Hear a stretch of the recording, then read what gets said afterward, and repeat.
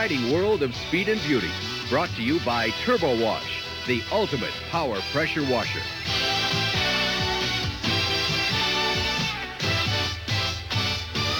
On today's show, you'll see a drag racing school where world champion Frank Holly teaches people to drive 200-mile-per-hour funny cars.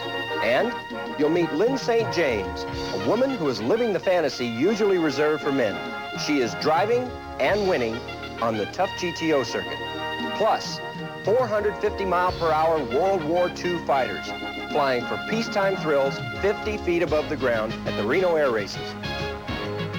Ever since man invented the wheel, he's wanted to see how fast he could go with it. For most, the idea of driving 200 miles per hour has been a fantasy. Well, thanks to Frank Holly and his drag racing school, that dream has become a reality for those with the willingness to learn and the desire for the ultimate thrill. Funny cars. Fast, exciting, and the crowds love them. In just 1,320 feet, they reach speeds up to 260 miles per hour. What's it like to drive one? Well, Frank Holly knows firsthand. At the age of 28, Frank has already won 2 world championships with his famous Chi-Town Hustler. And nowadays, he can provide an unforgettable ride to anyone with the dream of driving a funny car at the world's first and only drag racing school. So I took a trip to Gainesville, Florida to see what all the excitement was about. Week after week, we see people coming out of the regular world down here in one of these funny cars, and the first time they run 180 or 190 miles per hour, they're just ecstatic. I mean, they can't believe the sheer thrill of driving from 0 to 190 miles per hour in 6 seconds. Thank you, sir. Excellent deal. Super. It was great. Thanks. Holy cavoli. Wow! And all this happens in just 3 days for a student to go from rookie to racer. Well, gentlemen, welcome to the classroom at the drag racing school here at NHRA's Gainesville Raceway. We're going to spend a couple hours here studying some tapes, working through our course book, and then we'll be going back over to the garage area and putting you inside the funny cars and teaching you how to use the controls before we start driving them. What happens is you go out there and you drive these cars, and as you become more experienced, that 6 seconds can seem like 2 minutes. And you can deal with the situation in 3 or 4 or 5 seconds. And that's what you need to do when you're driving a race car. No, I understand what you're saying when you say that you have to be thinking all the time in the car. It's very similar to going to the line of scrimmage in football, and that you have to be able to think, and the play is not exactly the way you'd planned it in the huddle. Exactly. That's why we use that comparison, because I believe that you have to adapt just like you would on a football field and be able to react in a few hundredths of a second. This flame has been richened a little bit with this tape, and it's about 1,200 degrees. That's about the temperature that you would have in a funny car fire. Using a piece of conventional fire suit material, Frank showed me what could happen to the suit in the case of a serious car accident involving a fire. After only 15 seconds of exposure to the flame, I saw how the material almost instantly shrunk in size and became dangerously brittle. Additionally, I witnessed how the colored fire suits were even more hazardous. They quickly caught on fire and continued to burn by themselves. It shrunk terribly. What we have here, so when you put is a combination. It's the inside layer on the fire driving suits you're going to be wearing. It's a combination of PBI and Kevlar. The Kevlar that's blended into this made this so tough that when they first got this material, they had to get rotary saws to cut this to make the suits. If you want to time this again, we're going to go about 90 seconds. I mean, I could leave it on there for a long time. Nothing happens to it. I definitely want to get one of those. Yeah. It's a minute and a half right there. Okay, so that's 90 seconds. Put your hand on that. It's hot. Yeah, but it's no big deal, is it? No. It's uncomfortable is what it is right now. Yeah, but I mean, it definitely wouldn't burn you. So we're going to get you in the driving suit now because things feel a lot different when you got that suit on. So let's get the suit on you and we'll get you in the race car, okay?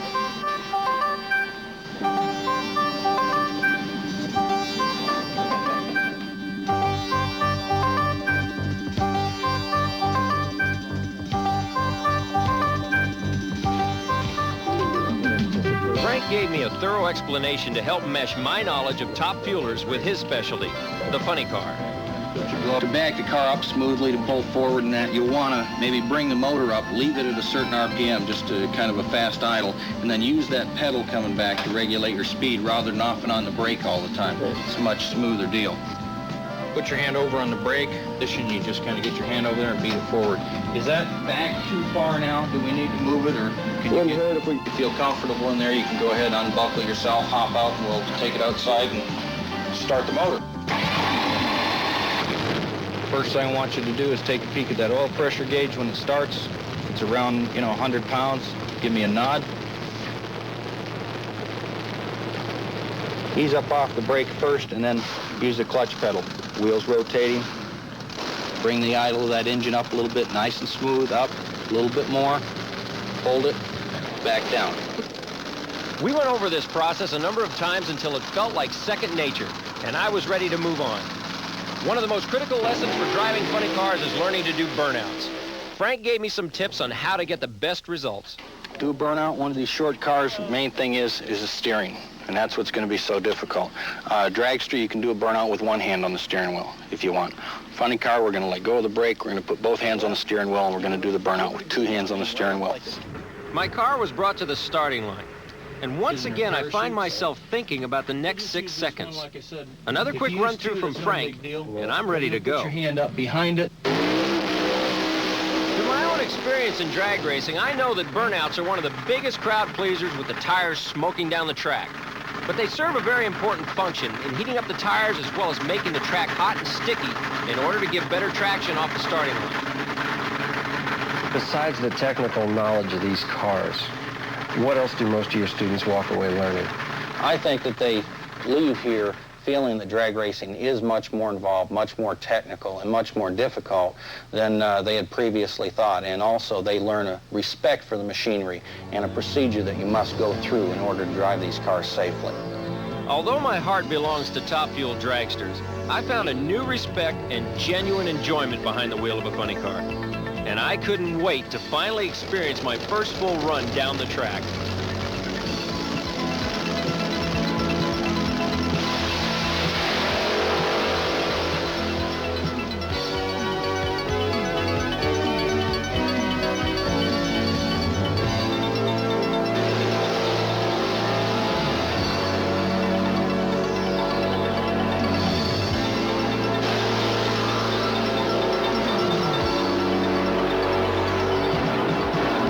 Great. How'd it look, okay? Super, super.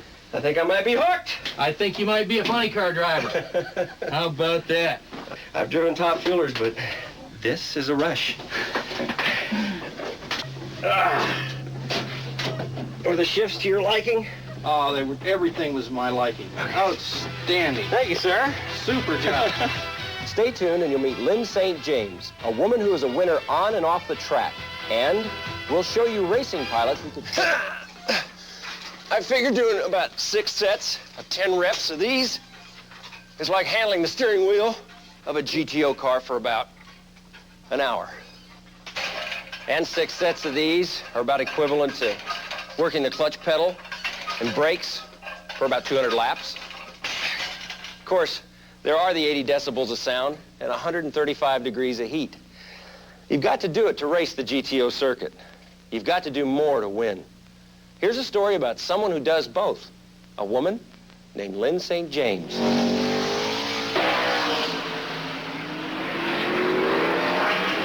In the glamorized world of high-performance motor racing, women have traditionally assumed roles behind the scene as spectator, crew, and bestower of laurels to the winners. However, the times are changing. For in the 80s, a woman's place is likely to be behind the wheel of an 1,800-pound GTO race car with 520 horsepower.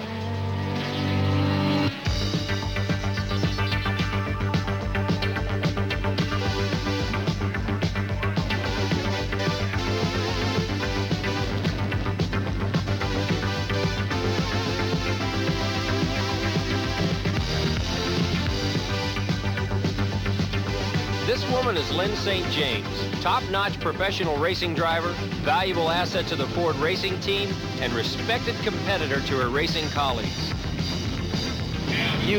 I mean, there's no way of telling that she's a woman or a man or whatever. I mean, she's out there and she's a hard racer and she's a very good competitor. Lynn's a great driver. There's no question about it. The Ohio-born St. James was set for a career in music as a certified piano teacher, but an avid interest in motor racing prompted her to join the SCCA and get her competitive racing license. I won a lot of amateur races. I also found out I was very determined to be successful at it, and I then started racing professionally in 1979. Success on the track is only a small part of the story. In order to compete in the top echelon of the sport, a driver needs considerable financial and technical backing.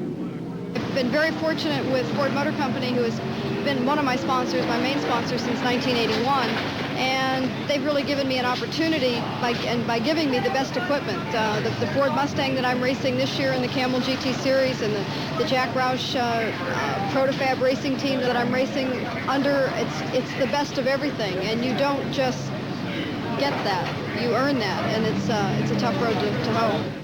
Lynn assured herself a permanent place in motor racing history when in August of 1985, she became the first woman in professional motor racing to win an IMSA Camel GTO race at Elkhart Lake, Wisconsin. She followed this success by taking the checkered flag in the prestigious New York 500 at Watkins Glen. You have to have the talent, but then you have to have the drive and dedication to really push it through, you know, to persevere, to become one with the car. That is the whole point of the exercise. That is what is really what it's all about and what it's all worth from a driving standpoint. Lynn has raced all the major racetracks on the IMSA circuit. Each race has its own strategy. So what is her battle plan for the Sears Point Raceway? The race is a short race. It's a 25-lap race, only 100 kilometers, about 65 miles. Most of our races on the Camel GT circuit are long-distance races. They're 3 hours, 6 hours, 24 hours. You know, they're really long races. So the strategy for this race is completely opposite of what the strategy for all other races are. There's no second guessing. There's no second chances. There's no making pit stops. You know, it's a flat-out race. Lynn brings this determination and spirit to her off-track businesses as an expert consumer advisor for Ford Motor Company, as a popular lecturer, guesting talk shows, and authoring a book on car maintenance. Apart from her racing pursuits, Lynn also runs her own automotive parts store in Dania, Florida.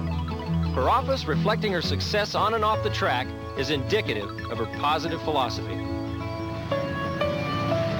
If you really want to do something, then you should go for it. You should do it. It may be tough and it may be hard, but if you're creative, you'll find a way to do it. And all you have to do is do your best, and you'll be amazed at what you're able to achieve. Remember, the next time you're watching a race driver outbrake his competition, going into a turn and passing him on the inside, she just might be Lynn St. James. Coming up next, this is a P-51 Mustang. In World War II, it was the fastest of all warplanes. This particular model is called the Dago Red and belongs to Frank Taylor. It also holds the world record at 517 miles per hour. It's the fastest piston-driven aircraft in history. The slightest mistake can send this aircraft straight up or straight down at 450 miles per hour.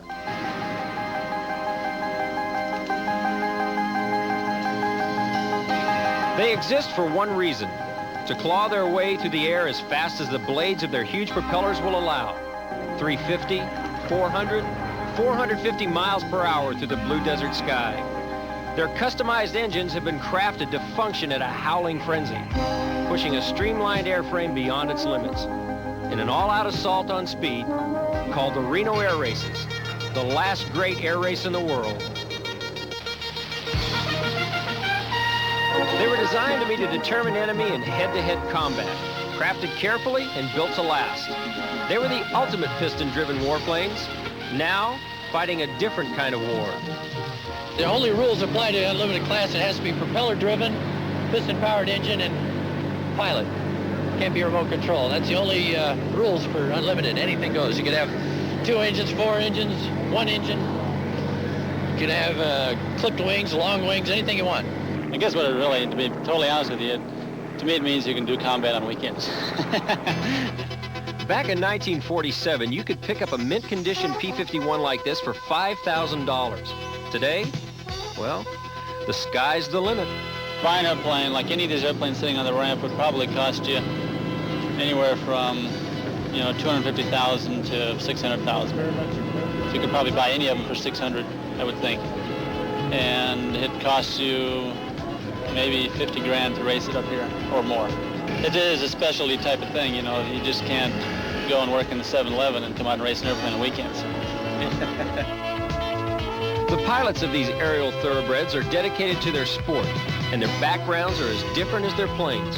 Some are test pilots, others businessmen, some retired combat veterans, but all of them, and many of the fans who come to see them compete, are united by a common passion: flight.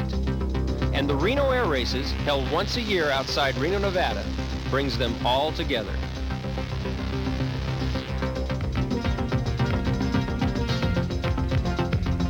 I've been coming here for 3 years. Wouldn't miss this for anything in the world. I think the races are great. The shows are good. It's the best thing that ever happened to Reno. I feel like I'm a very lucky person my age to be doing these things because, not only for that reason, but it's a very exhilarating and very sensational kind of a feel to be up there in God's world doing these things. You're weightless at times. You have G-forces against you at other times. And you're viewing the countryside at its best. And gosh, it's just a feeling that is hard to explain. Reno is the ultimate air race with many different categories. These range from modern-day biplanes designed for speed and acrobatics to the tiny Formula One home-builts, planes that can fit inside a small garage and most likely were built there, to a unique class of AT-6s known as Texans, World War II trainers that compete in their own pylon race. And then there's the ultimate class of racers, aptly named the Unlimiteds.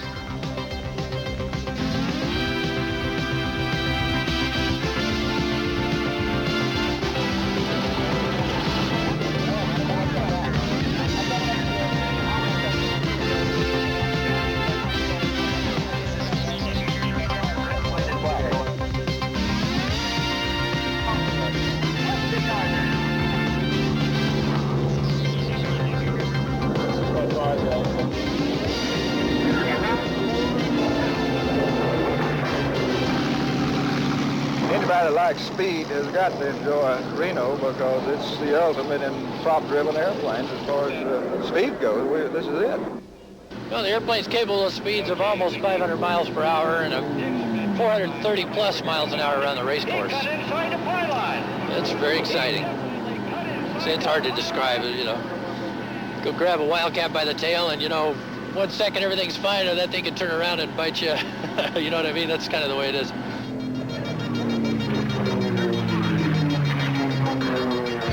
There are only a few rules to air racing. Pass to the outside, don't cut a pylon, stay clear of the ground. But rules are occasionally broken. And in the hell for leather fury of this piston-driven competition, anything can happen. Well, they're fast, make a lot of noise, and there's a lot of excitement. Like saying, last year, during the race, the Sunday's main event gold race, over half the airplanes landed in Mayday situations. I hate to say it, the people are, you know, they want to come here to see, but they unfortunately do like to see the airplanes come apart, whatever. Luckily, we haven't hurt anybody bad. In this race, no one was injured, but there was bitter disappointment for one pilot who clearly was in front until a cut pylon cost him a precious lap and victory, which went instead to another. So why would anyone want to spend tens of thousands of dollars that might lead to heartbreak or disaster? Well, that's easy. To the men and their magnificent machines at the Reno Air Races, it's all just high-flying fun, even if it only comes once a year.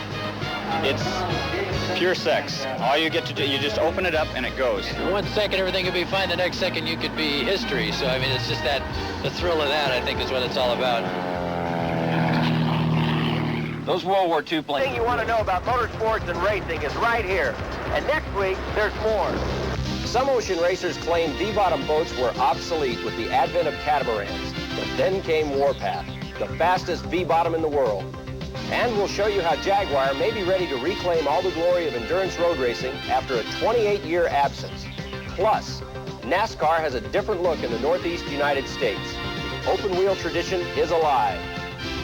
Well, that's it for this week. Watch out, Red Baron. This is Dan Pastorini for the exciting world of speed and beauty. Over and out. The exciting world of speed and beauty has been brought to you by Turbo Wash.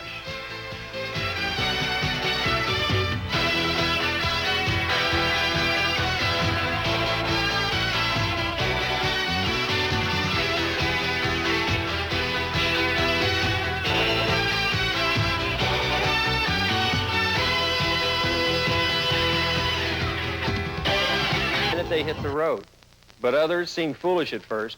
But over the years, their designs proved to be the best, and then they became a tradition. Today, we're going to take a look at the role tradition plays in motorsports. I'm Dan Pastorini, and this is the exciting world of speed and beauty.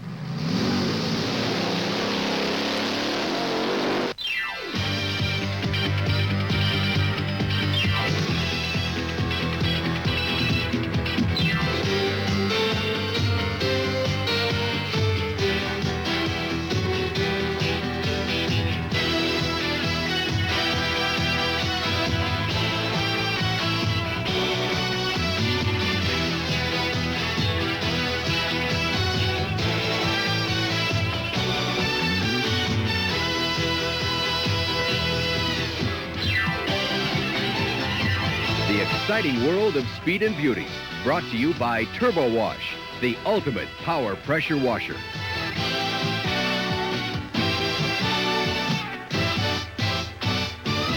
Now, there are some ideas you'd be a fool to mess with. They're just plain good.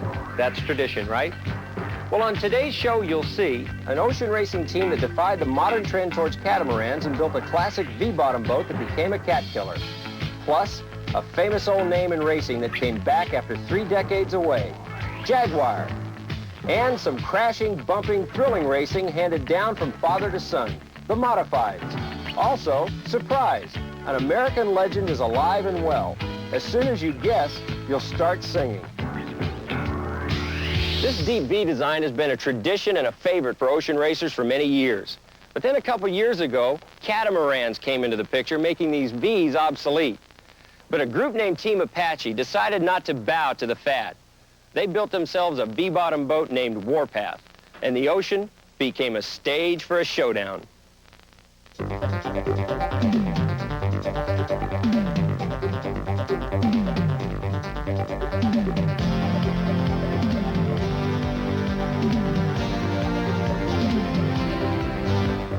Miami, playground of the rich.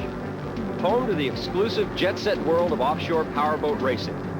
Marine craft regarded as the fastest, most expensive, most technologically advanced in the world. Their goal? Success in the coveted American Powerboat World Championship. To win this title, against the odds, is a dream seldom realized. That is, until Team Apache's Warpath entered the fray.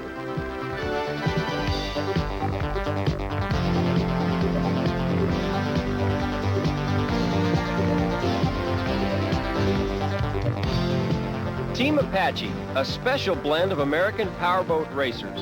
Ben Kramer, driver. At 30 years old, the youngest offshore powerboat champion in racing history. Bob Ciceni, throttle man, a veteran racer and boat builder, president and founder of Apache Powerboats. Keith Eckert, engine designer, an expert at constructing peak performance racing engines. Don Arnaud, hull designer, design consultant and fabled boat builder. Maintenance and mechanical, the best that money can buy. Together, Team Apache is on the warpath. We were dubbed as the dinosaur racing team because our whole design was supposedly antiquated, and we beat all the catamarans. That was great. In 1981, the introduction of the twin-hull catamaran heralded the demise of the Deep V racer. The legendary cigarettes of Don Arnaud were being phased out by the lighter, faster catamarans, capable of average speeds well in excess of 100 miles per hour.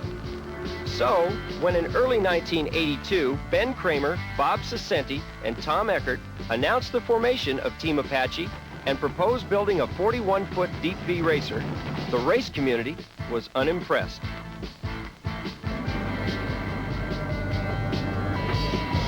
We took the boat out last year and ran it in 6 races, getting it ready for the World Championships. And there again, we took a boat that everybody dubbed as a loser and took it to the first 5 races and came in second in every race. And that's about it, and took it to Key West. And here comes a winner in offshore Class 2. This is the World Championship. Ben Kramer in a 69-boat Warpath. Today, Warpath is the fastest V-bottom boat in the world. Top speed 120 miles per hour. Its success is a product of the craft and skill of Team Apache. We feel our Apache powerboats are the best. First of all, design. We have the best design in the V-bottom that's being built, and I know them all. I've been in this business for many years. First of all, the equipment that we put in, the engineering that goes into, the people that work on the boats, our crew, our team, we have the best that's available. Everybody's very serious about it, dedicated, and everybody puts their heart into it. That's why I think we have the best boat.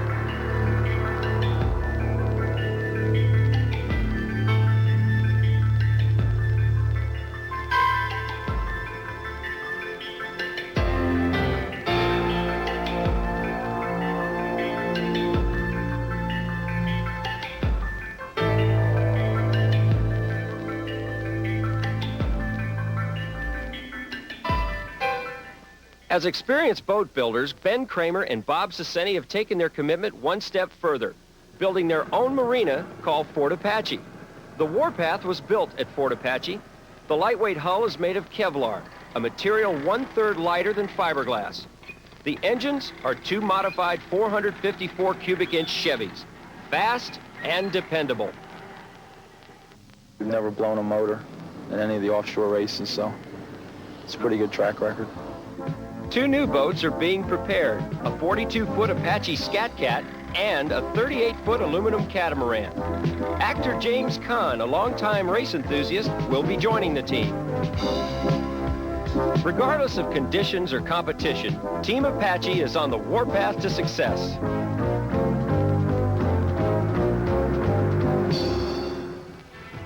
When we come back to the exciting world of speed and beauty, you'll see the return of a racing legend. Jaguar JS, an elegant car, and fast by street standards. But this car has a cousin who'll literally blow its doors off. The GTP Series Jaguar. Now, 28 years ago, Jaguar was one of the biggest names in endurance road racing. But suddenly, the company pulled out of the game, and Porsche and Ferrari took over. But now, the Jags are back.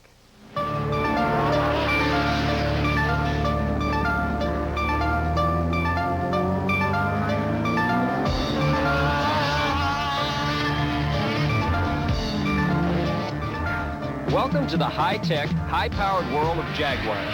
It's a modern image, decked out in good guy white, complete with all the muscle that money can buy.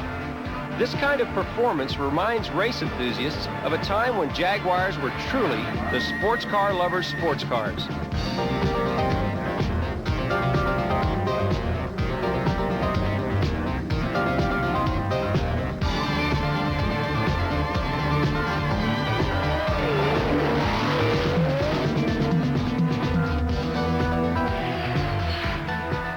Done neat things with the Jaguar.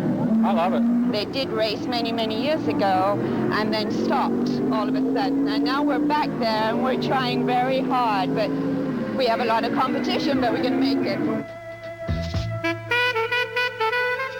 Back in the 1950s, during an era known affectionately as the golden age of racing, Jaguar set the pace. Veteran Jaguar race driver Brian Redmond has strong feelings for this winning tradition. Jaguar, as a factory, won the famous Le Mans 24-hour race 3 times in the early 1950s. But in 1957, bowing to the tremendous financial burden of sponsoring its own racing team, Jaguar retired from active competition. Today, after an absence of over a quarter of a century, Jaguar is back, battling for supremacy in the high-stakes world of international endurance racing.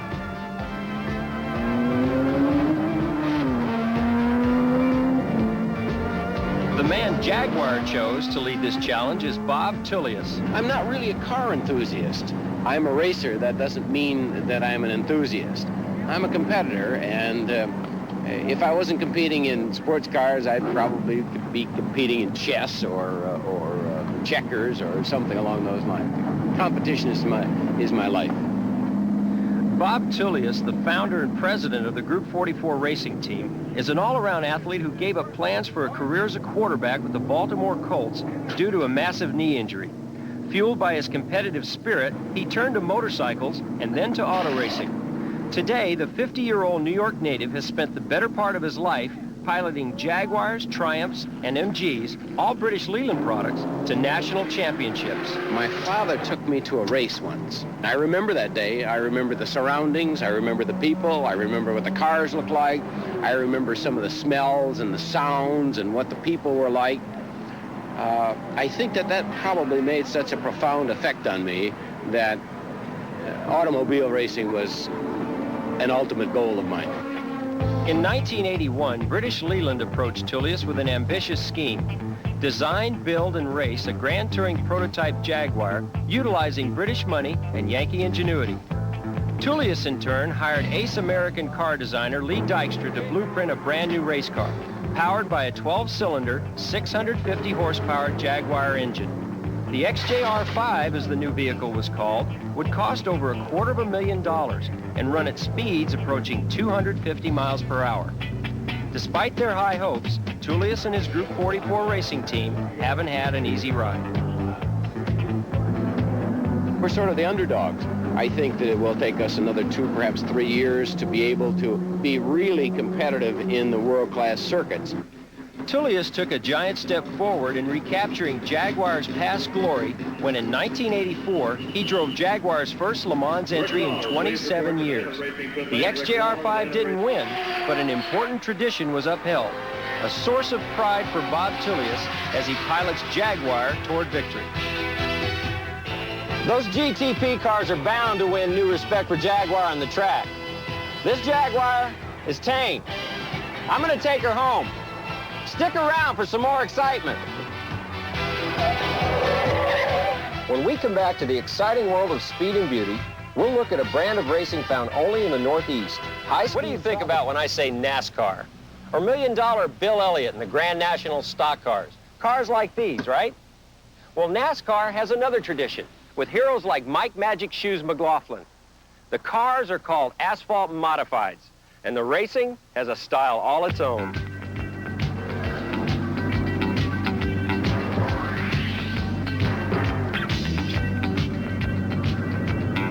They're slick, they're quick, and some say they've got a mind of their own. They're unpredictable cars is what they are. They're called modifieds, and they're born to run.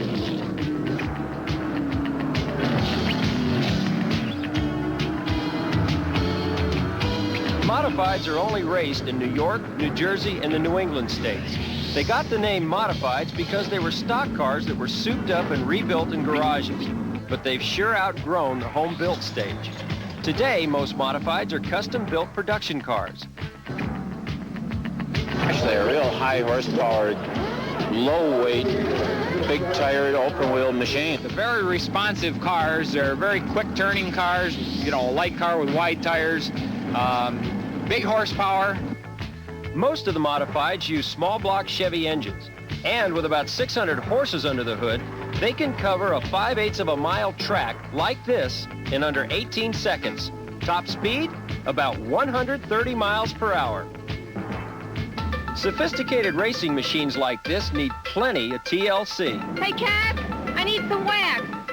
Modifieds are definitely not for the casual amateur. They're too much machine for that, and too expensive. Today, the basic car without much for spares runs in the neighborhood of $30,000. Motors are in the neighborhood of $14,000. You got to have a spare one. So you're talking to get into this sport and be competitive, $55,000 to $60,000 to get started. Like most of the competitors here, Brian Ross is not a full-time race driver. I enjoy the modified circuit. It allows me to work a full-time job and be very competitive on this circuit. Brian and the other old pros get plenty of competition from young Turks like Mike McLaughlin, better known as Magic Shoes. One of the few full-time modified drivers is Richie Evans. He's won more races than any other driver on the circuit. We caught up with Richie at the Oswego Speedway for the Budweiser 200, one of the top events on the circuit and one of the toughest. Like today, there are probably 15 cars that can win the race, and when you get any kind of race that many cars are capable of winning, it's getting tougher.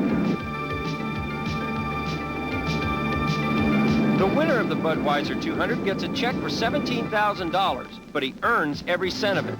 At 200 laps, this is one grueling race, even for a driver as young as Ron Shepard. It gets tiring. It's rough on your body after a while. 200 laps is a long ways, especially at a track like this. Your neck gets real sore because, you know, the force on your neck going into the corners and all. How tough is the competition here? We talked to a former national stock car champion who has raced everything from late models to modifieds. He rates these drivers second to none. They're much more aggressive, and I think we have more wrecks in this type of racing because of the competitiveness. As tough as it is on the drivers, it's even tougher on the cars. This driver wasn't hurt, but his car was re-modified by the outside wall. It's easy to, you know, overdrive going into the turn. All you got to do is just a split second, stay on the gas too long, and the car will slide up a little in the turns.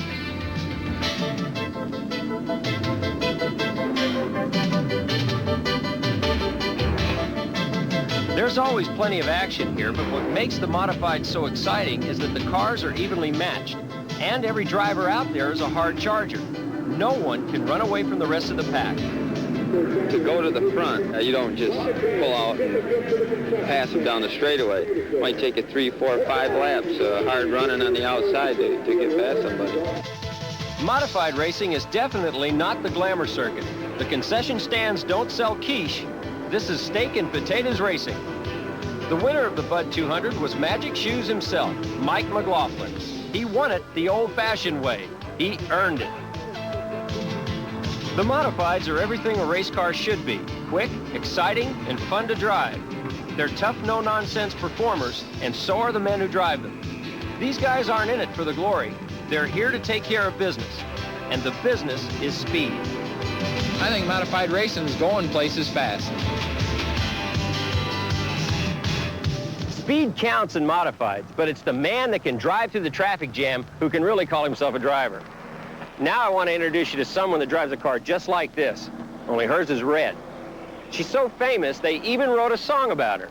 The Little Old Lady from Pasadena. Back in the 60s, during the age of the muscle cars, an elderly woman personified the sport. Now, in the 80s, the lady they call Granny is back in the road. Do you want to ride, Sonny?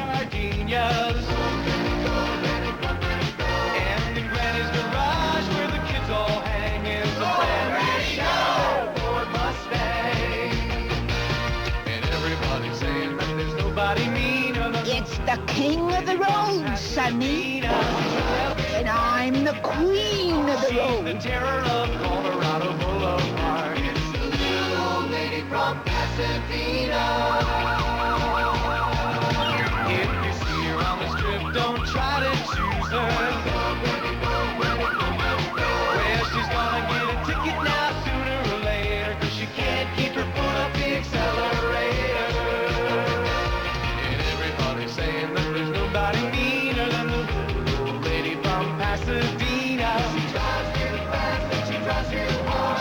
terror of Colorado Boulevard. Did I do something wrong, officer?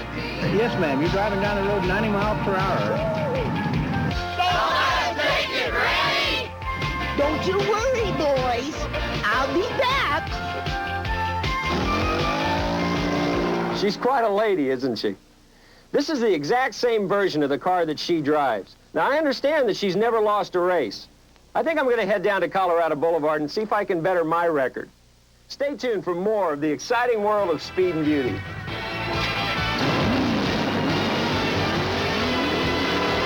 Here's what's in store for the very near future. Coming up soon, we'll see cars you and I might be driving in 10 or 20 years. Star Wars sports cars with computerized engines and aerodynamic bodies, the GT prototypes. And the new replacing the old.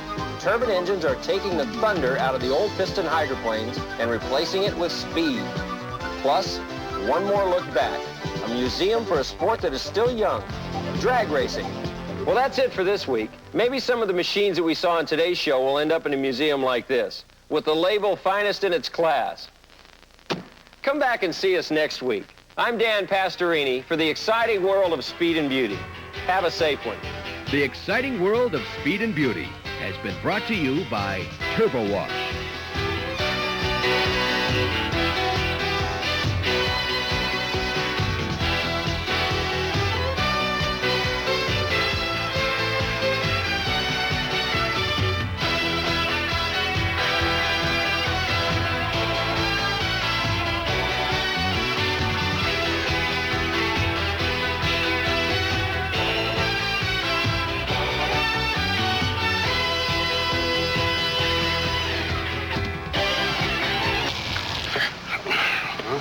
I'm telling you, this Sinclair's getting ready for a repeat performance. He knocked off his first wife, and he's getting ready to do it again. You have no proof, Dad. No proof whatsoever.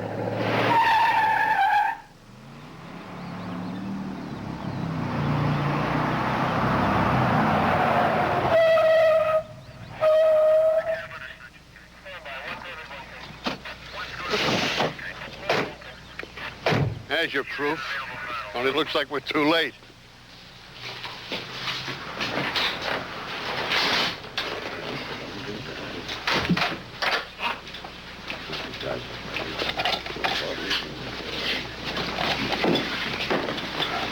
What are you doing here, Harry? Came to save that woman. Woman? Mr. Fox. I'm so glad you're here. Mrs. Sinclair. She's alive. And who is that? Paul. You were right, Mr. Fox. He wasn't in Los Angeles. You killed him? I had to. He came here to kill me.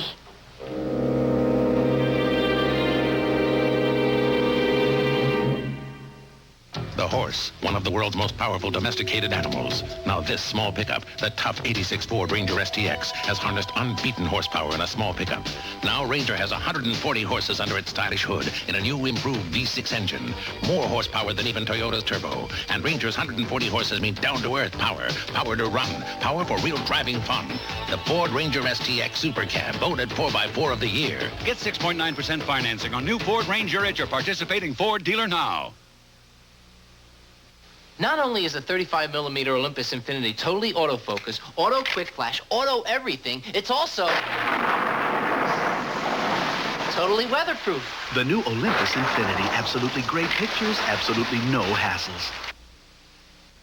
Frito-Lay has a new flavored Lay's brand potato chip. It's called jalapeno and cheddar. Okay, I got it now. New Lay's jalapeno and cheddar. No other chip can say it. No one can eat just one. Man.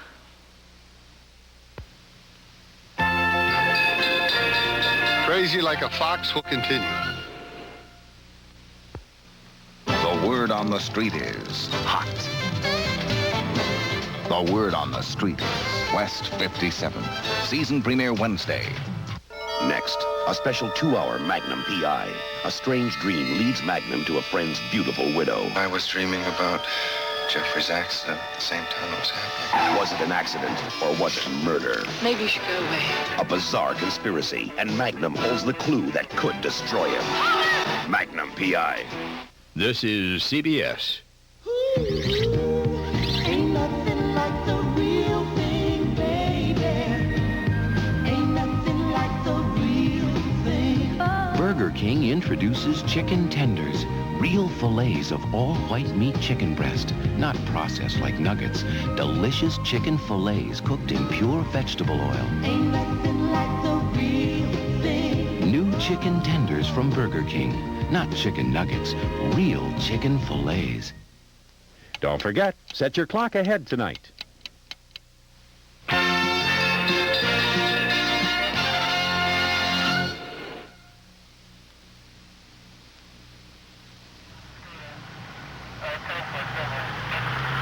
The way it looks, her husband came home, tried to kill her.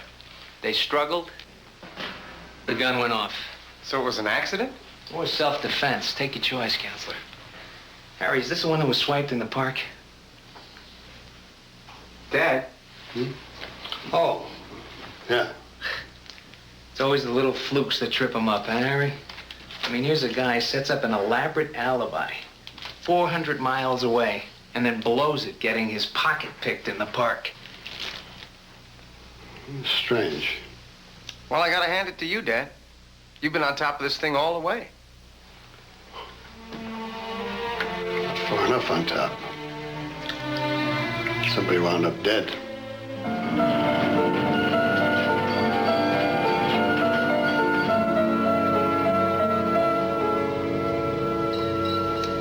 Well, Dad, from now on, I'll never doubt anything you say. I don't know where it comes from, but you sure have a great instinct for this stuff.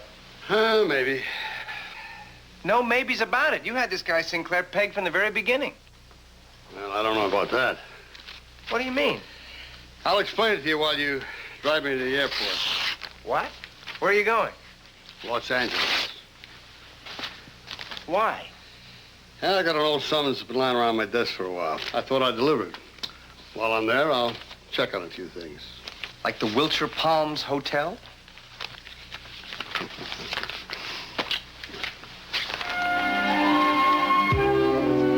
I don't understand you, Dad. The case is over. Every piece of the puzzle fits. That's what bothers me. It's too pat. It's like a great-looking suit I bought through a catalog booth. When they sent it to me, it didn't fit.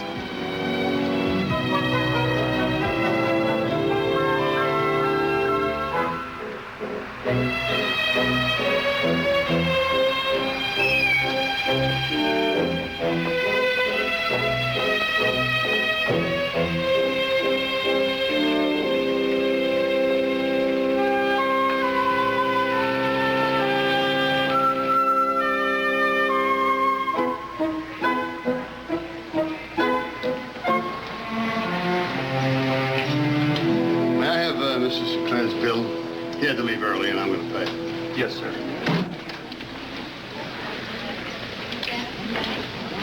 Mr. Paul Sinclair, room 505. That's it. Is everything all right? Well, according to this, there are no charges for room service or phone calls. Well, whatever's there, sir. This doesn't sound like the same Paul Sinclair. We had breakfast together in his room the other morning, and he made some long-distance calls. Are you sure we're talking about the same guy? Yeah, is that the Paul Sinclair? Not the one I saw. You're sure? Well, I was on duty. The Paul Sinclair that checked in here was a tall, dark-haired man with a mustache. Oh, there seems to be some confusion. Why don't you just give me the key and I'll go up and check his room? That would be strictly against hotel rules. Well, do you think you could bend the rules for that? I don't think I could even bend my fingers for that.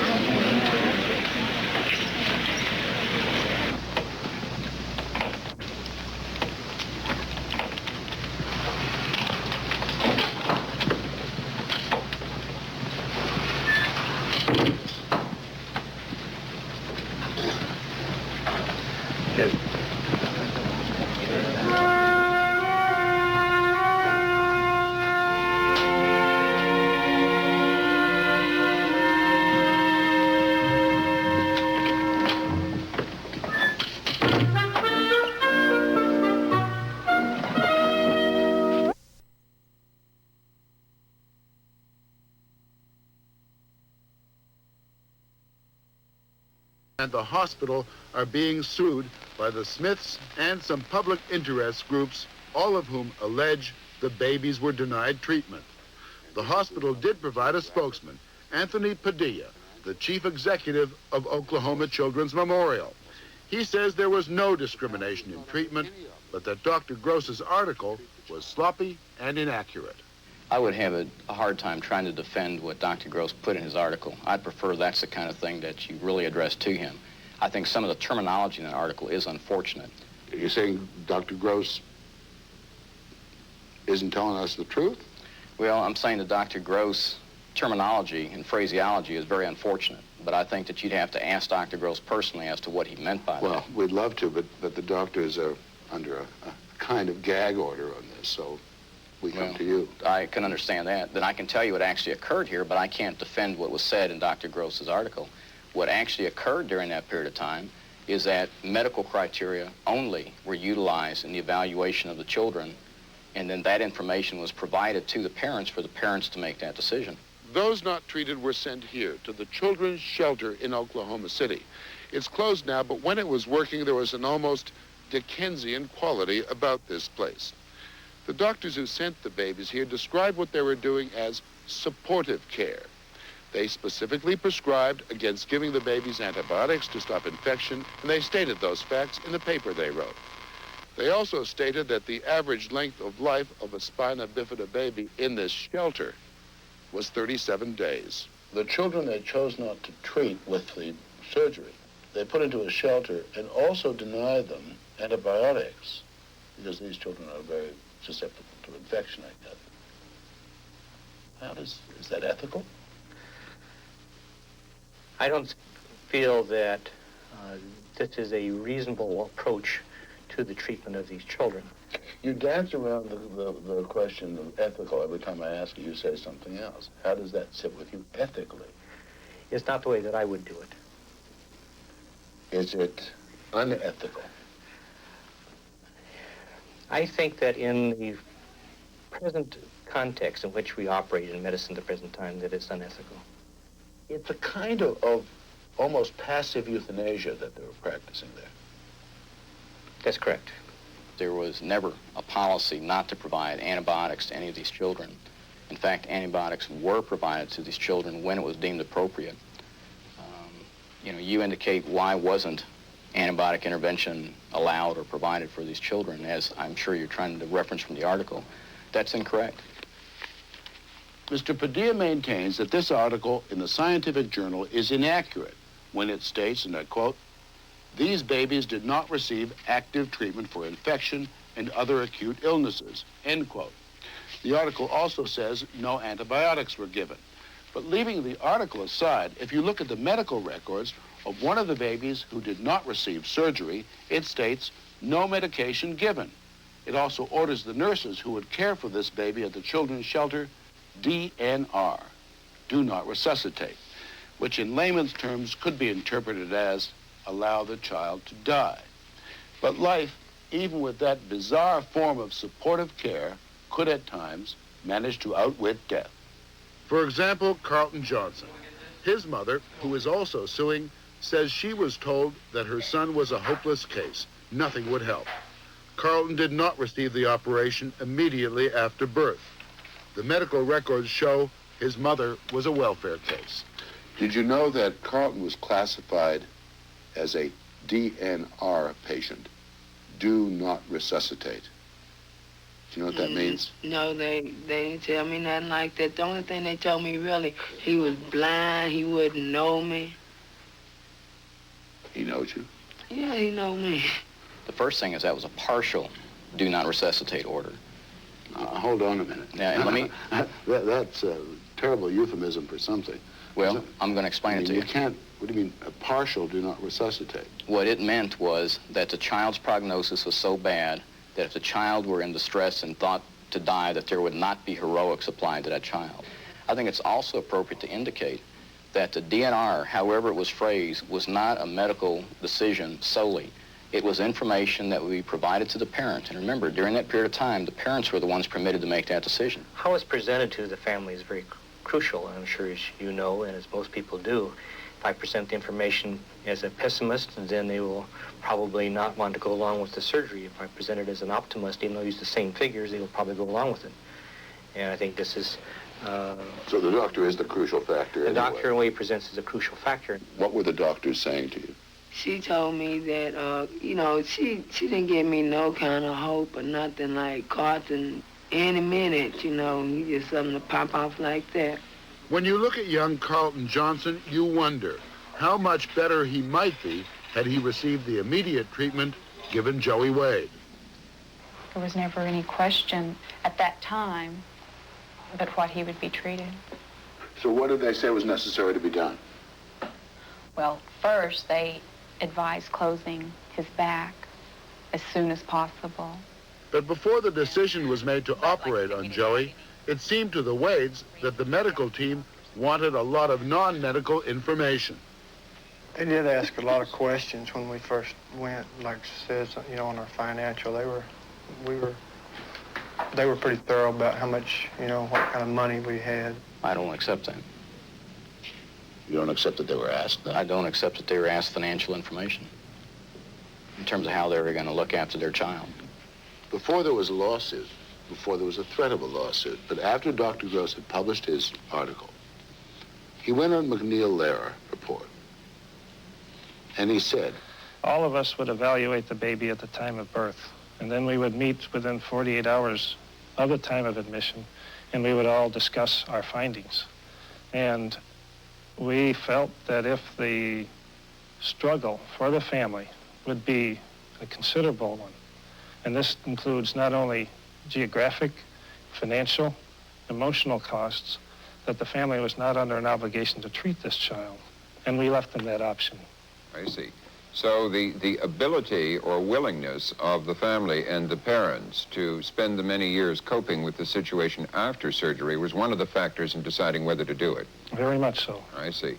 Now, this isn't bad language, bad science, it's very, very plain. He is telling us what went on.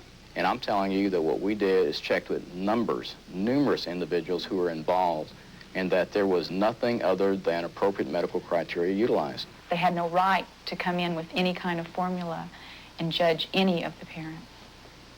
You know, that quality of life formula was not, they were just coming in and judging who was going to be able to take care of these children, and they didn't have the... Do you think it's a doctor's business? No, I don't. Medicine is changing. A child who may not be able to walk this year, 3 years from now, may be able to. And I would predict that before another couple of years goes by, that she's going to learn to walk without her walker and will be able to walk independently with just her braces. And intellectually? She's probably smarter than I am. Very proud of Sarah. You think so, Sarah? You think you're smarter than he is? Yeah.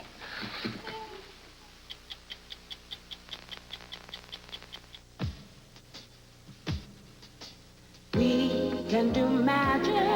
Come take the train. It's an adventure of comfort and space. A splendid sight. It's a warm embrace. Transcontinental.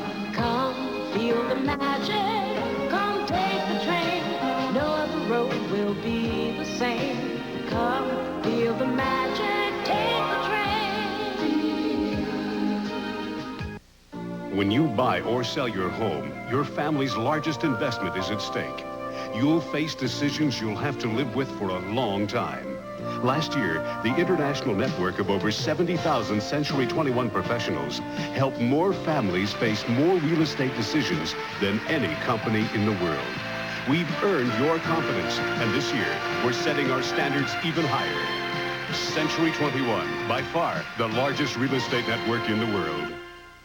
The dramatic story of a young girl hiding a terrible family secret. Glenn Close and Ted Danson star in Something About Amelia, Monday at 9 on VU 13. In a world of cards, one stands out, our route. It's honored by airlines worldwide, major hotels, car rentals, and fine restaurants. Our route is more than a card. It's a travel management system designed specifically for people going places for business or pleasure. And En route offers savings at hotels and car rental agencies. En route, the card for people going places. Your travel agent has all the details.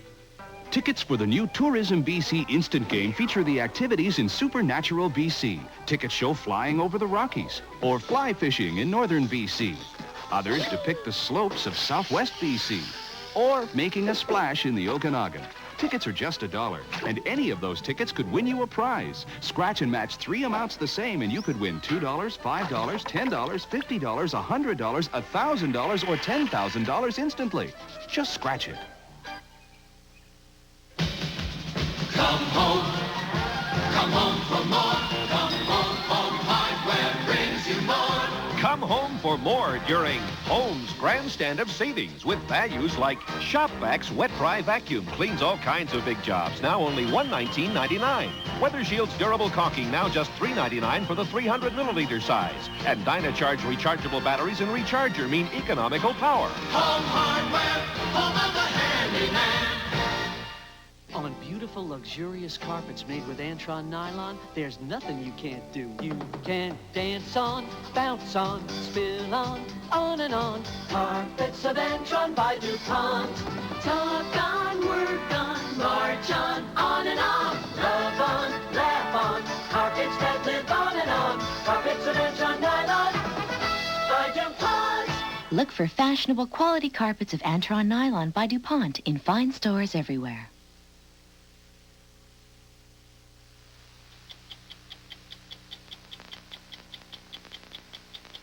When we think about Americans who defect to the other side of the Iron Curtain, we usually think about traitors or spies.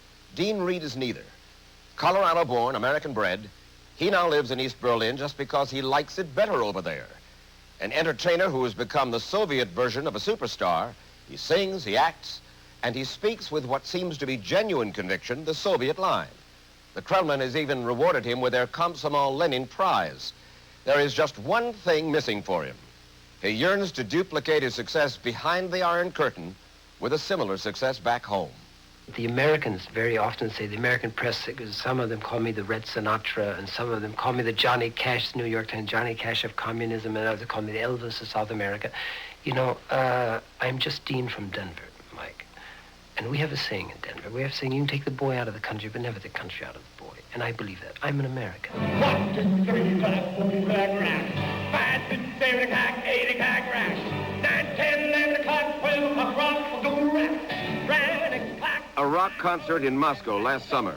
Dean Reed, the superstar, performing for 10,000 young Russians and their guests at the World Youth Festival. Well, it's the baby leisure. You got no place to go. Dean Reed is not exactly a household word in America, but in Eastern Europe, his records sell by the millions. He makes cowboy movies, he gives stadium-sized concerts, and he doesn't understand why this fame and popularity hasn't spread to Nashville and Hollywood and New York.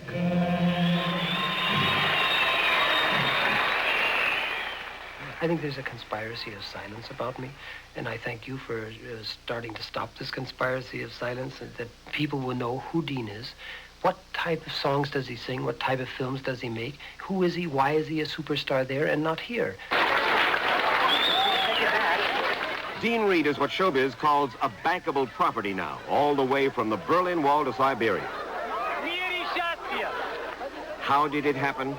He was discovered by a Soviet diplomat turned talent scout at the Helsinki meeting of the World Peace Council 20 years ago. He's as popular now with young Russians as Bruce Springsteen is with young Americans. And he still holds on to his American passport and his American citizenship. I think I've been a very good American ambassador throughout the world. I've reached people who will never see another American. And I've shown them a side of America which I think they respect. Wouldn't it be fantastic if the people of the world would respect the United States for its science, for its culture, for its spiritual values, for its moral values, instead of what it at present is, of being afraid and fearing it because of its military powers? You don't believe that we are respected around the world for science or culture or the moral spirit of America? Mike, you should go with me around the world, and I'll show you on all of the walls of South America on all the streets where it says, "Go home, Yankee." That was the greatest shock of my life. When I saw these things saying, "Go home, Yankee," and I said, why? He first became a political troubadour in South America. Here he is caught up in a sing-along with anti-government students in Chile. These scenes are from a documentary made about him 3 years ago. Reed's career as a successful pop singer first caught fire in South America back in the 1960s when his records outsold Elvis Presley and Frank Sinatra there. But his passion was as much for politics as for pop music. We fought a war, a revolution, Mike. 200 years ago, we didn't want to be a colony of England. And the people of the world, of the third world, said, we don't want to be a colony of the United States or a semi-colony. Let us have our own sovereignty and independence. And these people who sometimes, by the American press, are called freedom fighters, they are not freedom fighters. They're the Benedict Arnolds of Nicaragua. And I think the American people have to remember, revolution is not a bad word. We were very proud of it one time, to call ourselves American revolutionaries. East Germany is not a colony of the Soviet Union. Poland, not a colony. Of course not. Of course not. Romania, Bulgaria. Of course not. And you ought to see the way that they do their own thing. Romania has its own policy and says very often what they want to do. Hungary has its own economical experiments which have nothing to do with the Soviets whatsoever. Dean Reed lives here in the GDR, the German Democratic Republic, a country very much a disciple of Moscow. It is the richest nation in the Eastern Bloc, but with all the taboos of Marxism. There is no opposition party here. The media are carefully controlled, although East Germans can see West German television, and there is no free movement to the West unless you have an American passport. This communist country is the most livable, the most accessible for an American expatriate with Marxist leanings. The conquest of Berlin was the last victory of World War II for the Red Army, and they are still there, 380,000 strong, all around Berlin in the countryside. They're not occupying this country. They're here as guests of the country. Why? There are reasons because there are Pershing and cruise missiles on the other side, which are endangering the lives of all of the people here. Why was the wall put up in the first place? The wall was put up to defend themselves in the first place. In the same way, the wall was put up to make sure that East Germans would not go to West Germany. No, that's only a half-truth. I'm sorry, it's not true. I do believe that the government of the East Germans have the right to defend themselves from any type of attack. It's much easier when armies come across a borderline and you can see them. And I think it's a tragedy, but I think that the responsibility for this tragedy is that the United States government does not recognize that every people on this planet have the right to decide their own fate, decide whether they want to live under socialism or whether they want to live under capitalism. I have had one dream throughout my life, through our troubles and throughout our strife. Dean Reed lives behind the wall in East Berlin, but he lives as a very privileged artist, sympathetic to the regime. First, he owns a car. It takes 6 years for the average German to get one. It is still an expensive and much sought-after luxury. Let me ride into the sun. Let me be forever a cowboy. He's married to a celebrity, Renata Blum, a popular East German actress who got the Lenin Prize for playing Karl Marx's wife in a feature film. Like in most Eastern Bloc countries, they are new class, and they live in capitalist-style comfort. You rent this house? Yes, we rent this one, and this house costs me the equivalent of about $40 a month to rent. No. I give you my word. Do you have money banked in America? No, I don't. Swiss bank? No, not at all. Rich man, poor man? Honest? No, I'm a wealthy man. I told you because I have millions of people who love me and respect me. I think I'm a wealthy man. In money, I am not a wealthy man. But here, I don't have to have it. Schooling for my child. I have 2 children here, a daughter and a son. When he goes to university, not only will it be free of charge, he will get paid to go to the university. Here, when I go to the doctor, I don't have to pay anything. When I go to see a dentist, I don't have to pay anything. So why do I have to have $1 million here? I don't have to have it. But Reed is professional enough to make $1 million.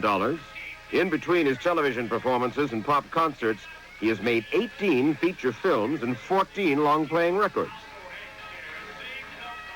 He also plays drop-in artist on third-world politicians. I've sung for Yasser Arafat. The first time I met him, I said, you know, Yasser, I want you to know that I sing Yiddish Mama at all of my concerts, and I'm going to continue singing it. And Yasser said, Dean, I have nothing against the Jewish people, only against Zionism. And we laughed about it. Ghost riders in the sky. I do believe that the Palestinian people have the right to have their own national homeland and live in peace with their Jewish neighbors.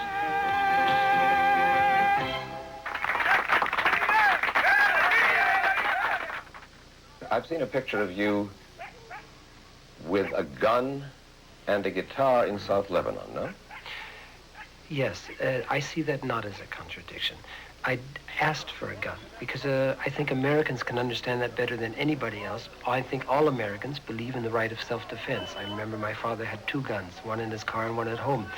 And I didn't have to defend myself at that time. I didn't use a gun, but I did want the right to be able to defend myself if an invasion came against Lebanon. I think it's terrorism when, for example, Mr. Reagan says he's going to make Star Wars, and he's going to give the military billions of dollars more to create more weapons. He's putting me in terror. He's putting millions of people live in terror from a third world war. That's also called state terrorism. You think that Mr. Gorbachev is a more moral man, a more peace-loving man than Ronald Reagan? Very much so, without a doubt. I've read about you. Yeah. You say there is no gulag in the Soviet Union today. That was a Stalinist aberration. There are no prison camps, no concentration camps, no political prisoners. I think that probably in all countries of the world, there are certain people of conscience who are in jail. For example, the West always seems to make such a big thing about Mr. Sakharov. And I think somehow the priorities sometimes get mixed up, Mike. Why? Now, here's a man who's living very comfortably. Andrei Sakharov? Yeah. He's living in a home. He's living in a house like any normal citizen. He can go to the market, he can go to see a film, he can go to the opera, he can read his books, he can write. He can't leave the country. Gorky. All right, he can't leave the country. Why? I don't think all of a sudden that you can make such a big thing about one man who was sitting and he can't leave his country and all of a sudden forget about the others. You know, I think there are many types of human rights, Mike. I think all human rights are important, but let's make the priorities clear. I don't think that the right to travel is the main human right. You really buy the whole communist line? I don't buy the whole communist line at all. If you knew how many things I don't agree with here and how often I go and I get hit on the head because of the fact that I don't agree with many things here. Name 3 things that you don't agree with. I don't agree with the bureaucracy here. I don't agree with the fact that we are not open enough with criticism against the problems within the society here. I believe that there should be more individual freedoms in this country, and not only socialist freedoms and collective freedoms. You know, an actor, performer, entertainer who used to talk about politics and enjoy it as much as you, of course, was Ronald Reagan. There we have something in common. It must be about the only thing we have in common. Do you ever think about politics for yourself? I don't know, Mike. I do believe in a type of socialism. Whether it is time in the United States for a type of socialist party or maybe even a social democratic party, I don't know. I would love to go back to Colorado and be senator of Colorado. Replace Gary Hart? Why not? If he's going to the presidency, why not couldn't I be then the senator of Colorado?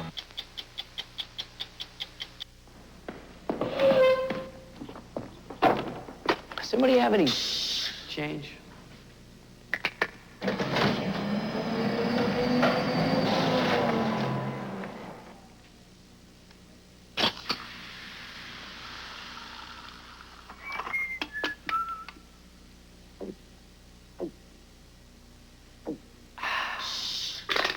Pepsi, the choice of a new generation. At this time of year, on TV, radio, and in the papers, everybody's making a lot of noise about sales. Mazda dealers don't shout deals, they make deals that are consistent, great values. like the all-new Mazda 323. Right now, we have a fine selection of this roomy, quiet-riding small road car. So now is your best time to buy. Great values don't need screaming and shouting. Come and get a great Mazda value today. Because at your Vancouver area Mazda dealers, we deliver a good deal more. Just because you've washed your car doesn't mean you're finished. After each wash, you need some Armor All. On the dash, the bumper, and especially the tires. After all, when you're in love, what's a few extra minutes? Armor All. It's the finishing touch every time you wash your car.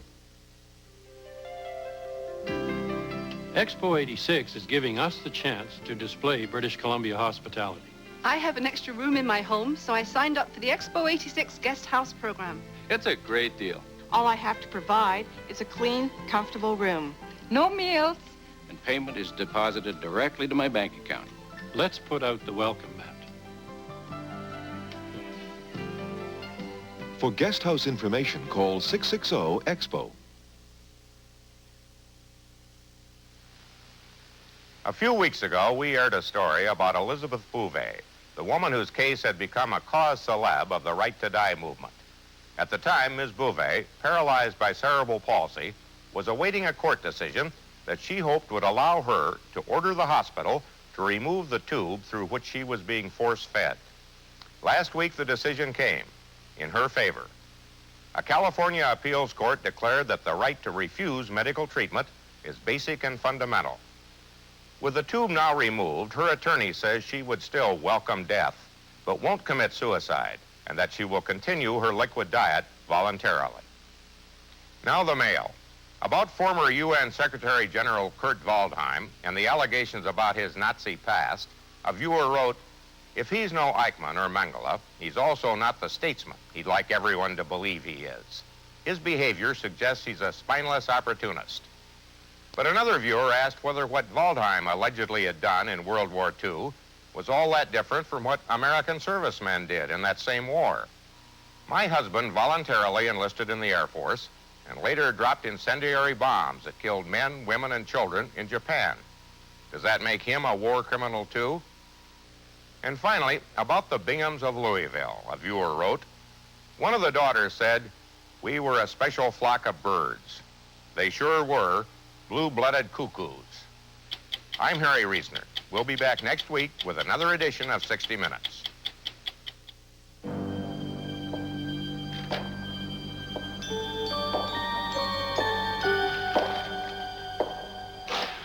En route. It's recognized as more than an airline credit card.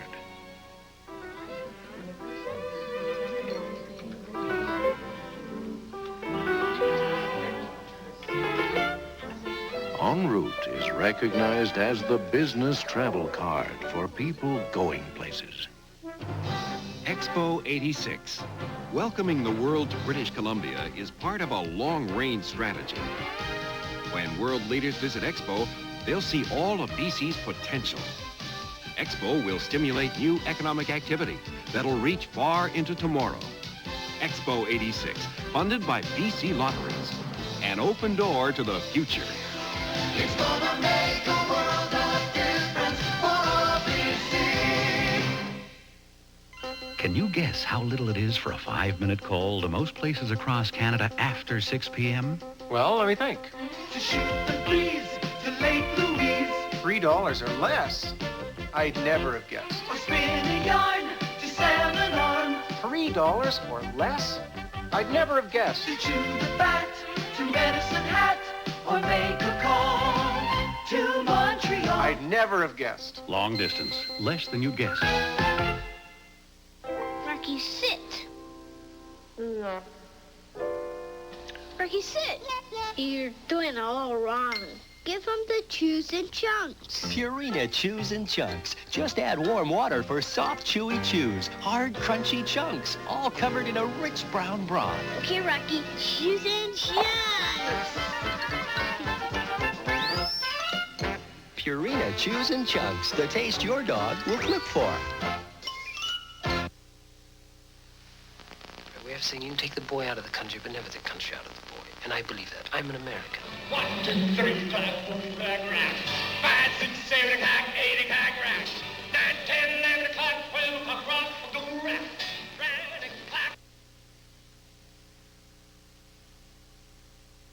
Tomorrow, Ted Danson gives an outstanding performance in a shocking story of stolen innocence. Glenn Close also stars in Something About Amelia. Tomorrow's film at 9.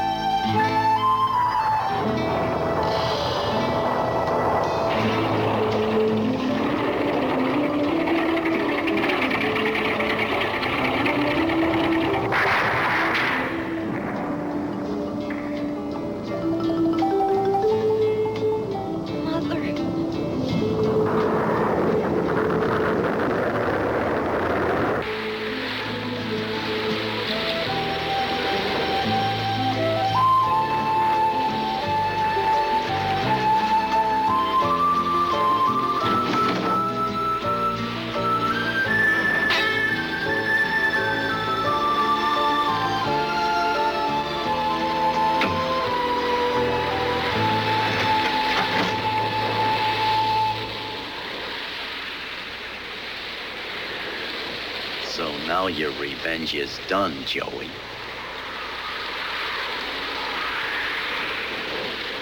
No, not yet, Captain Warlock. Not quite. Oh? Seeing Count Mecha and all those machine men has made me think. Living forever doesn't mean happiness. When their lives are limited, people try their best to live well, and then compassion, gentleness, and kindness are born, and love. I've come to realize that now, and I want to ban machine bodies from the universe forever. I know now that it's wrong to change ourselves into machines just to live forever. I want to put an end to them once and for all. That's why I want to go to Andromeda, where they make the machine bodies and destroy the planet.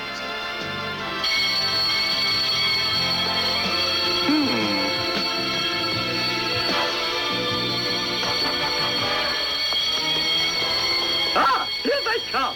Maytel.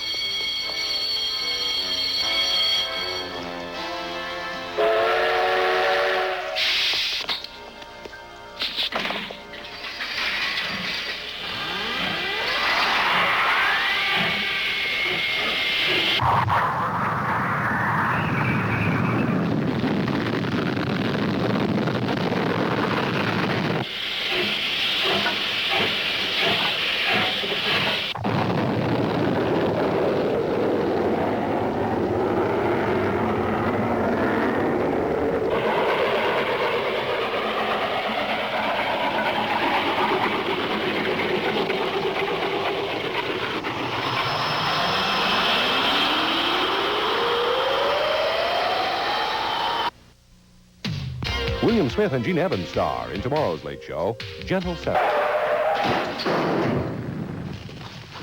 Cut and print it. Terrific.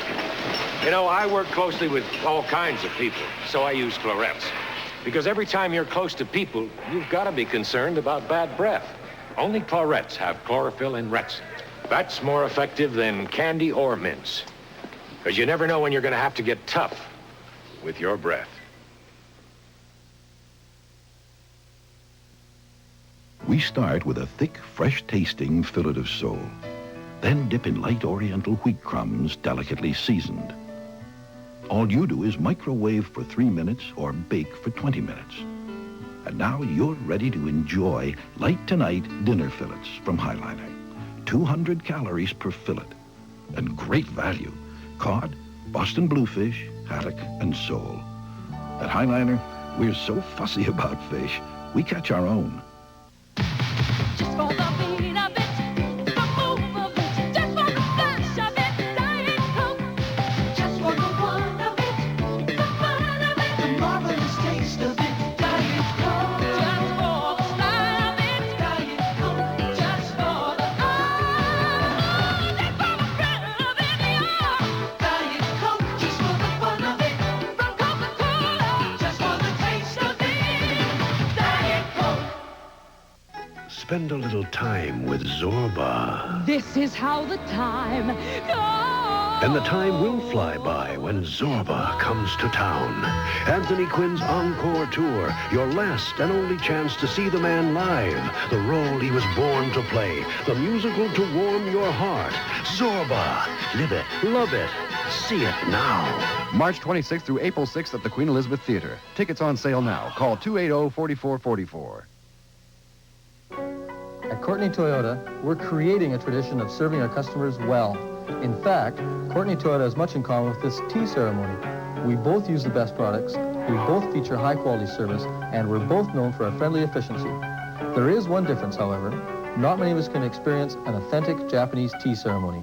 But if you look around, you'll see how many are experiencing Courtney Toyota. Oh, there's one other difference.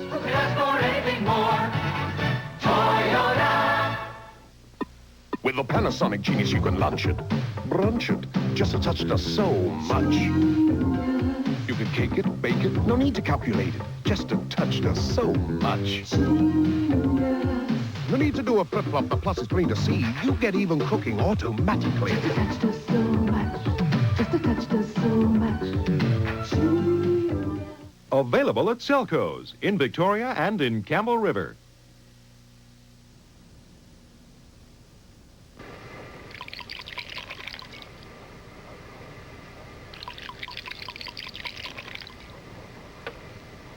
Congratulations, Joy, for avenging your mother. You were very brave. I'm proud of you.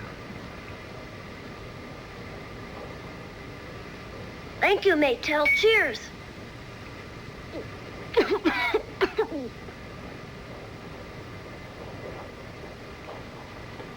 Maytel, what are you thinking about? We're almost to the terminal, aren't we? But you seem to be getting more and more depressed.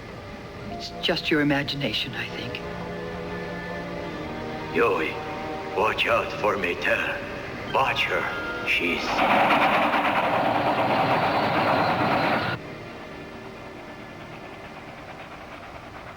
Thank you all for riding with us on the Galaxy Express.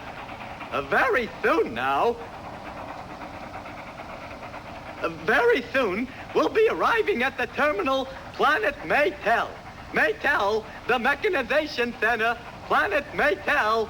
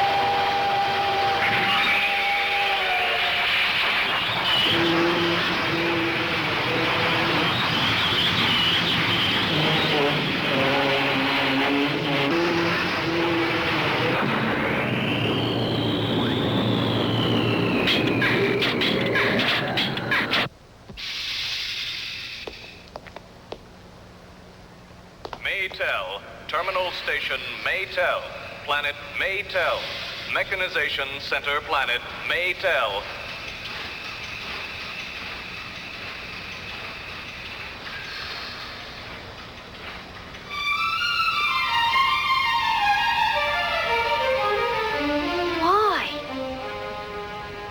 Maytel, why is it the same name as yours? Why?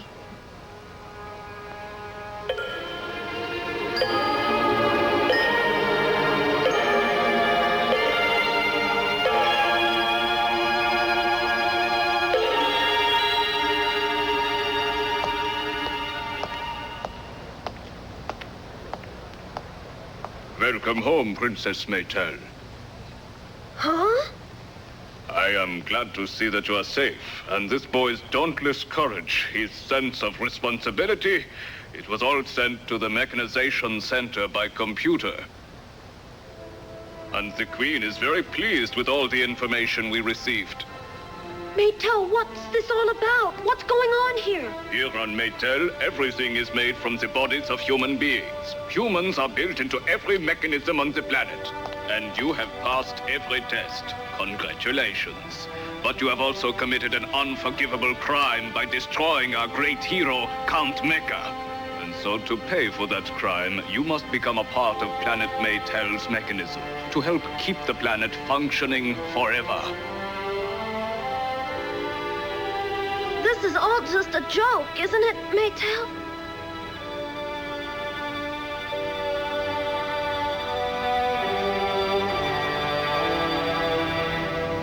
You tricked me!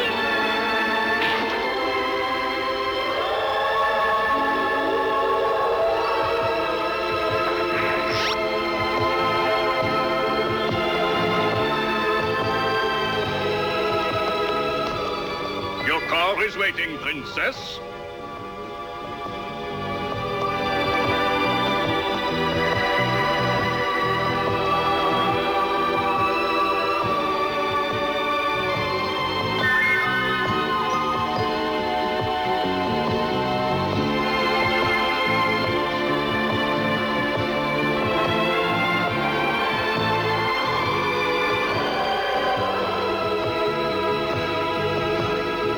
Joey, what'll happen to him?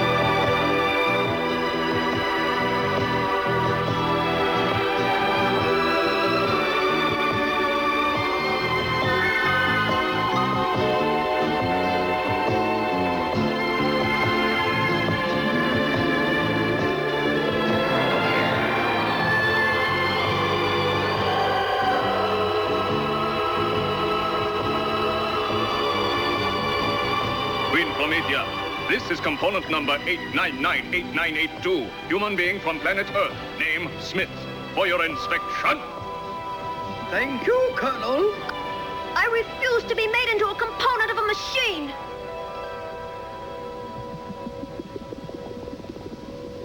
What is this human's attitude? We have determined that a bolt for the central block would be most suitable. The reason? He is very strong-willed, even under tremendous stress. He won't break up or slip. That is the reason. You want to make me into a bolt? In a machine? Yes, a living bolt with a living heart. A living component to operate this planet. Stop this! Let me go! Stop it, you crackpot! I won't let you do that! Stop it! Stop it! Let me go! You can't do this to me! You knucklehead! I'm a human! You can't make me a bolt in your machine! Let go of me! Let go! Let me alone! Hey, let go!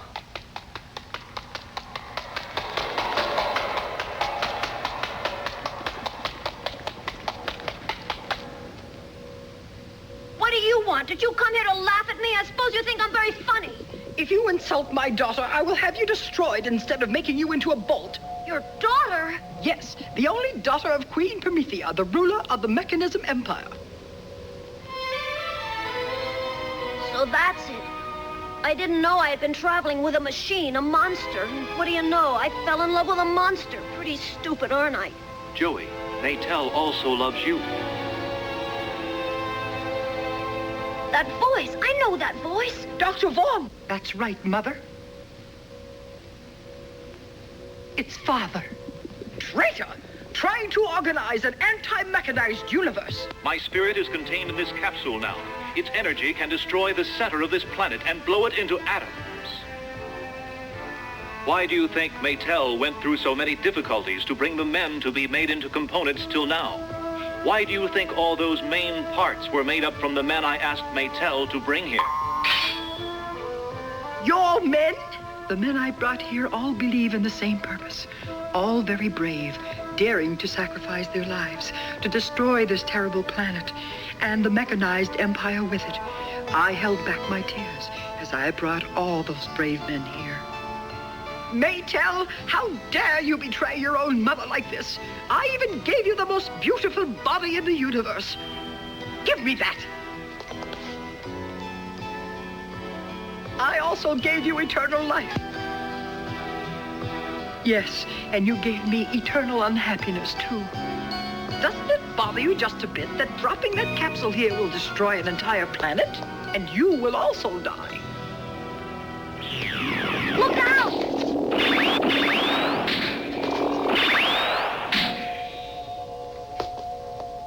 I don't care what happens to me. I just want to destroy the mechanized empire.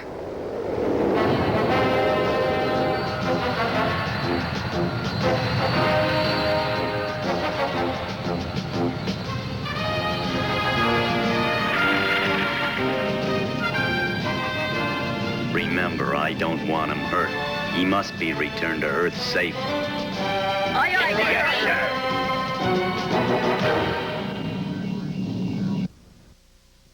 On the Channel 6 Late Show, you're watching Galaxy Express. Round the lower mainland and all over BC, drivers are switching to Super Save gas. We stopped in and asked them why. It's clean. The atmosphere is nice. Well, it's convenient and low prices. Yeah, but it's the service that's good. It's very good. You know, not too many places actually clean your windshields anymore. I could save the coupons, and every month or so I get another full tank. It's great. Discover the difference yourself. Switch to Super Save gas. I want a nice light snack right now. Oh, hi there, Geico. Oh, I can't wait. Come on, we're getting closer. Whoa, excuse me, pardon me, getting closer. Hi guys, nice hats. Down here. Whoa, oh, it's gonna be good. Oh, pardon me, I think I see what I want. Gotcha. If you want a nice light snack, go get it. When someone you know is a little under the weather, send them the new Perfect Prescription from FTD. Hey, chicken, how you feeling? Ooh, that bad, huh? Look, I brought you something to make you feel better. It's the new FTD Perfect Prescription Bouquet. It's filled with colorful flowers in its own tote bag. And you know, the nicest thing about the Perfect Prescription Bouquet is that it comes in this reusable chicken soup bowl. Oops. Send the new Perfect Prescription Bouquet, only from your FTD florist. This is plaque. You can't see it, but you've got it. Because if you've got teeth, you've got plaque. This is Listerine Antiseptic, Plaque Fighter. Clinical research shows that using Listerine Antiseptic twice a day reduces plaque buildup from 20 to 50% compared to brushing alone. Use Listerine twice a day. It fights bad breath and it fights harmful plaque. Listerine Antiseptic, Plaque Fighter. There's heart in this land, it's there in all we do. That's why hands across this country reach for the blue. At Labatt's, we've had a single goal since 1847, and that's to brew Canada's best tasting beer. That's why we brew Labatt's Blue the Pilsner way, so you can enjoy that clean, true taste. That's why you call for your blue. It's time to call for the blue.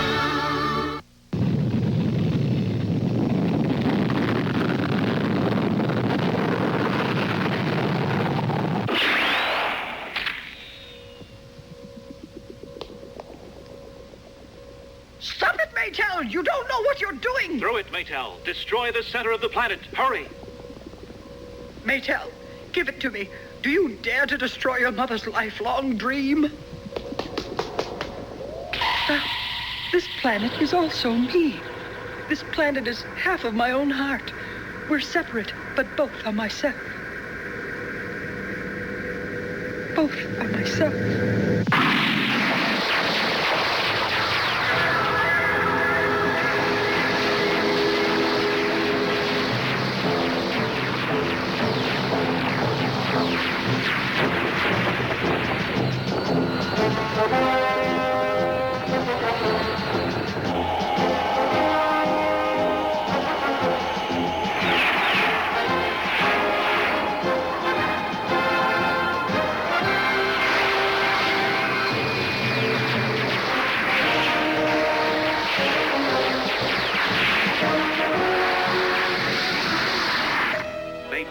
Will you let this tragedy caused by the machine men go on forever? Maytel, you can carry on now on your own. You don't need my help anymore.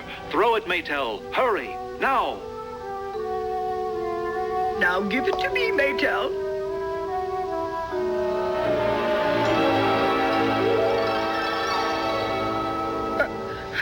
But I can't. Hand it over, Maytel.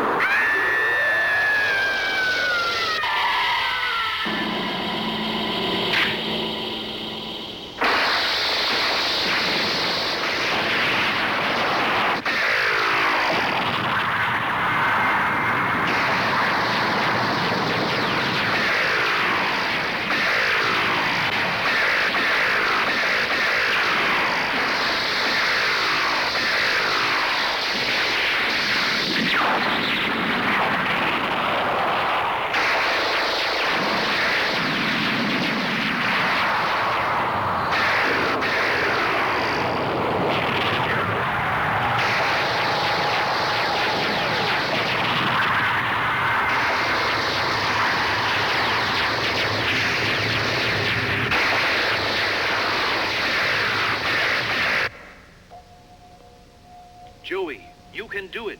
Your purpose in coming here will be accomplished. Throw it now. For the sake of all precious limited lives, throw it. No! Stop! Don't!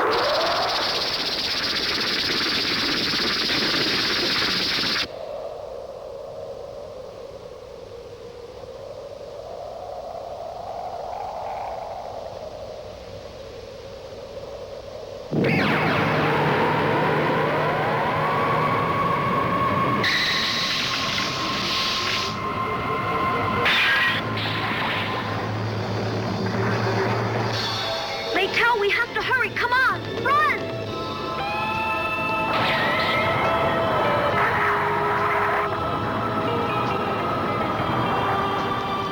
What are you doing? Come on, hurry!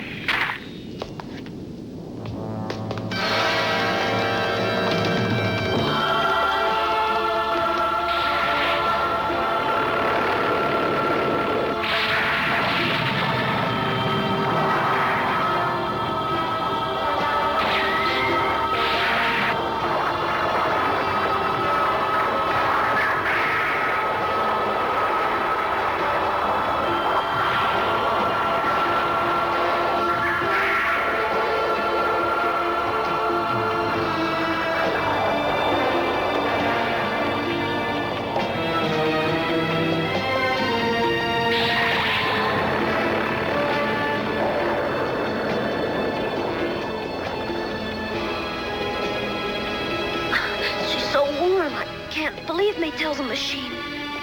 My body is your mother's body, Joey. But it can't be. I saw it in Count Mecha's time capsule. That was an imitation given to him by Queen Promethea, so I could have the original. And when this borrowed body gets old, I'll be transferred into another, younger body. So that's why you look like Mother.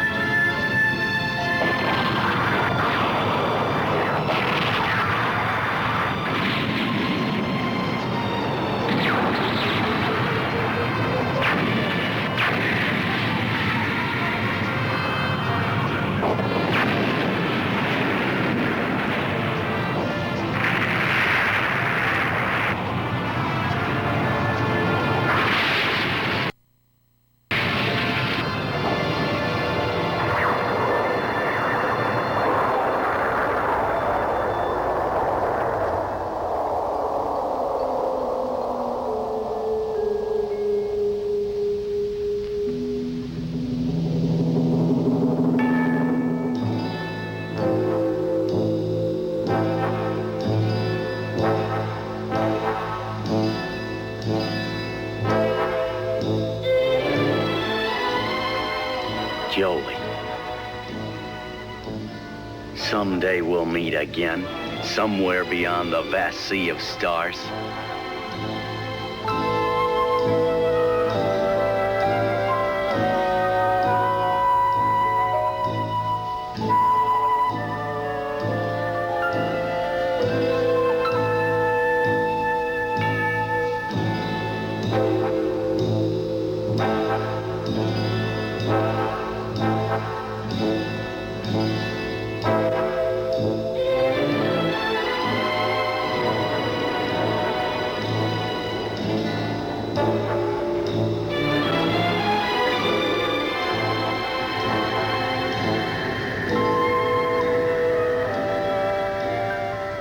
Captain Warlock. Goodbye, Emeralda.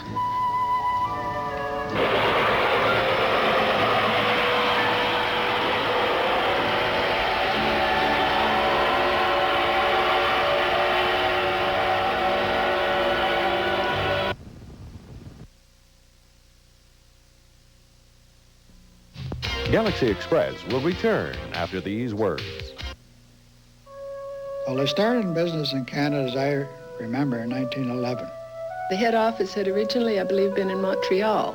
It was the best part of my life. I got tired working on truck bodies and one thing and another, so I went down and worked for Shell. The first time I saw a Shell pump was here in Toronto on my wedding trip. What do you call it? Honeymoon. For us, we never felt the depression. One of the greatest things was the quality of the people. I think they're an excellent technical company. They pride themselves on it, and I think it's justified. Or they were tops. As far as I'm concerned, they're still tops. Shell Canada, putting technology and people to work for 75 years. Now, for the first time on TV, the home gym that treats your body to a 9-station workout to get you quickly on the track to a slimmer, trimmer figure. Trim Track, durable, no-nonsense construction, compares to the big workout gyms, yet Trim Track can be yours on this special TV offer for just $49.95. It's a rowing machine, perfect exercise for flattening the tummy, and you'll love quality touches like the padded seat and smooth as silk track action. A hard-working exerciser, yet more fun than a backyard swing. The padded footlock is perfect for sit-ups, gives you a trim, tight waistline. Powerful spring handles make Trim Track great for leg curls, for tight buttocks and slim thighs. Hop on your knees for arm curls. Does miracles for arms and neck and chin. There's the shoulder shrug, the neck press, the leg lift, and our own exclusive aerobic workout tones chest, flattens the tummy, and puts you on the track to tip-top fitness. If you're even thinking about getting back into shape, don't spend hundreds of dollars on a home gym. Don't sign up for classes you'll never get to. Most of all, don't wait another minute. Have your credit card ready and call now. If you don't see real improvement in a flatter tummy, tighter waist, tonier legs and calves, just return Trim Track and owe nothing. Don't wait. Get on the Trim Track. It's the fast track to the slender, younger figure you've been dreaming of. Just $49.95. Have your credit card ready and call now. Here's how to order. COD and credit card customers call 478-1913 anytime. That's 478-1913. To save COD charges, send $49.95 plus $5 shipping and handling to Trim Track, Post Office Box 7308, Station D, Victoria, BC. Or call 478-1913.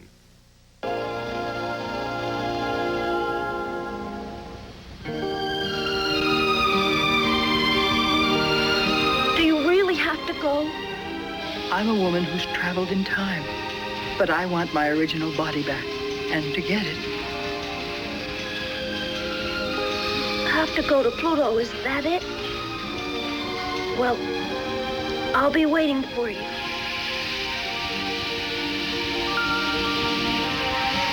Won't I ever meet you again? Even if I came back someday and stood right alongside you, you'd never know that it was me.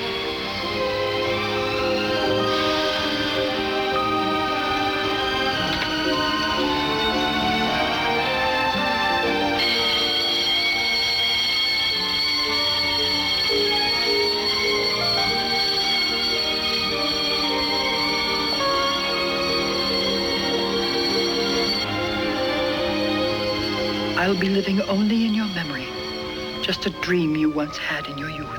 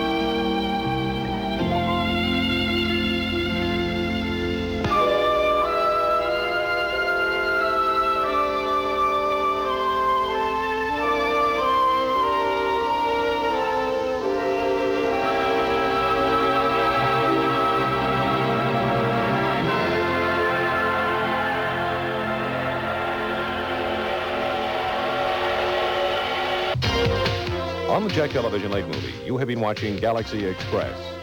Be sure to join us tomorrow, immediately following the Vancouver Island News Hour final, when William Smith, Gene Evans, and Kevin Hagen star in Gentle Savage.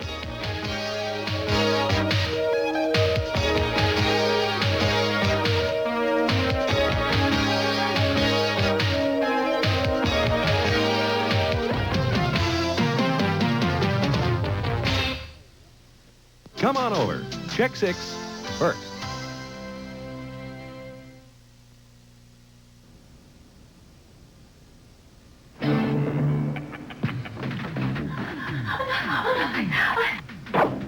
I'll be damned. 3 weird, crazy homicides in 72 hours. I wonder what the hell it is that they have in common. The hunter. Lady Blue! Out of the way!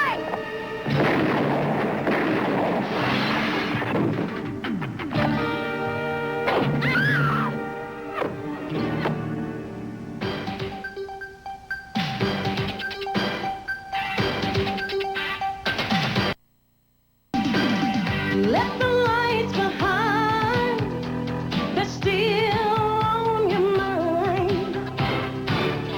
What the shadows play, and the memories never fade. Back to the blue, the powers in you. Back to the dream that still comes true. Back to the blue, you're breaking through. Go back, lady. Back to the blue.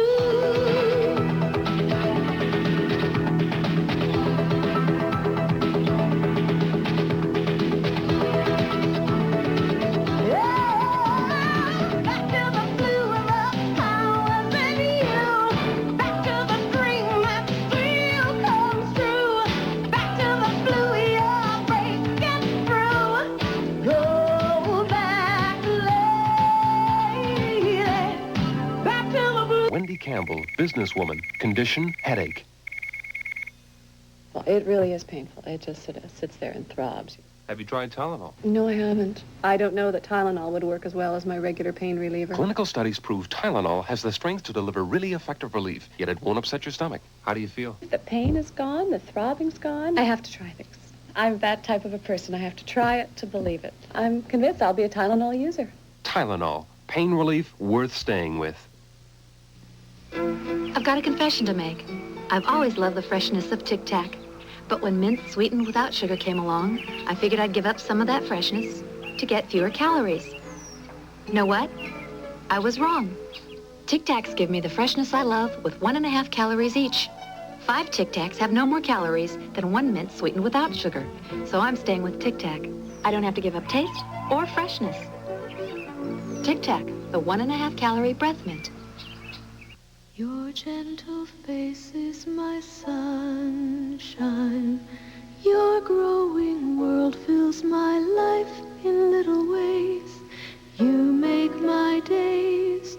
You are the sunshine of my life. The new fresh taste of Old South Golden Select. 100% pure and natural. The sunshine of your life. You are the sunshine of my life. Old South. Yeah, well, every time I go shopping, I know exactly what I'm going for. So I just go boobity, boomity, boobity, boom, and then I'm gone.